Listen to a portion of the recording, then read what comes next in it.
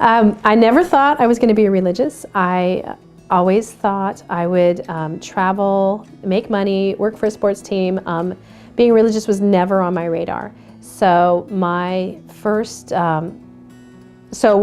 encounter with somebody, a priest, probably when I was in college or in high school, suggested to me that he thought I was supposed to be religious, and I said, no way. I said, there's no way that's going to happen.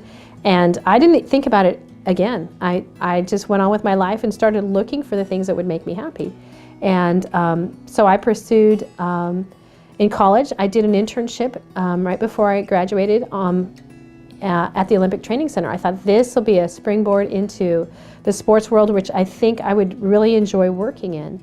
And I really enjoyed being around the athletes and working for the different sports committees and working at the different activities.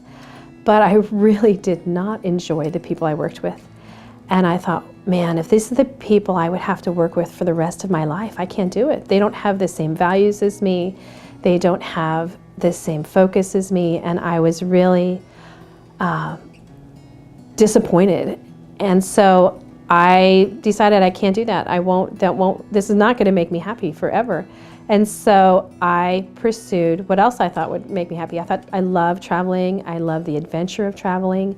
I love going new places and what's going to happen. And so I thought, this is what's going to make me happy. This is what's going to fill that spot of, this happiness I'm missing. And so I got a job with an airline. I worked for the ticketing department, and we planned all sorts of trips, my friends and my family. And I went all over the place.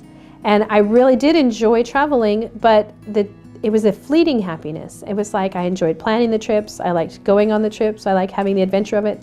And then all of a sudden there was the down of, oh, it's over, and we don't have another trip.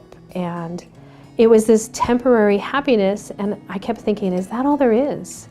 Is that all there is to this happiness? And I said, that can't be it.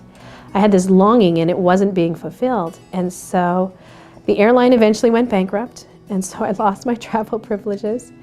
And I thought, I've got to do something that's more stable, where I can, if I make enough money, I can visit with my family, I can still be around my family, I can still travel, and that'll make me happy. And so I pursued that. I had a job with a seafood company where I did a little bit of travel, not as much, but I had enough money that I could plan my own trips and travel on my own, be with my family. I worked I had enough money that I could work for comp time to get time off and go visit and take trips.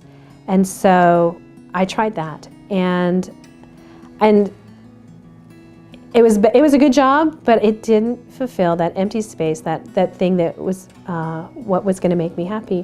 One of the things, though, is there was a lot of evangelical Christians that worked at that same company, and they would challenge me in my faith, which because I just went to Sunday Mass and listened to the readings, I was able to defend my faith. I knew what they were talking about, but they kept challenging me on one thing that was,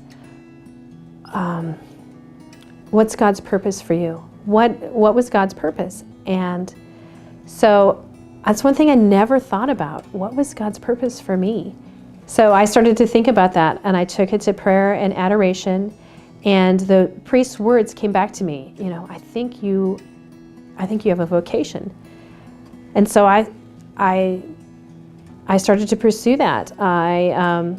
I visited lots of different communities. I was actually also praying outside of an abortion clinic at the time with a group regularly, and one of the people there kept asking me, telling me about this community here in Kentucky, and I said, I'm not going to go visit this community in Kentucky. Kentucky doesn't have mountains, they don't have snow.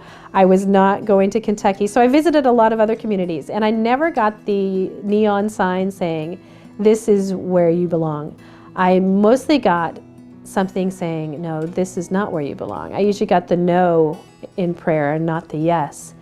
And so even after visiting all these communities, he kept bugging me.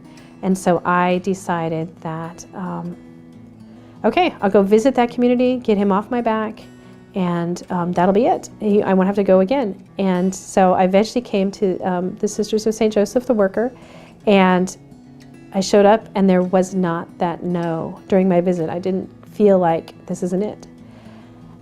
I didn't get the flashing neon sign saying this is it, but I don't know that that's how God works. I think He works in the quiet, and He lets you make the decision. And I came back 2 or 3 times, and I eventually decided this is where God was calling me. And so I have found that joy, and that I'm no longer seeking for that happiness. I've found it. It's here, and it's in doing what God wants me to do in my life.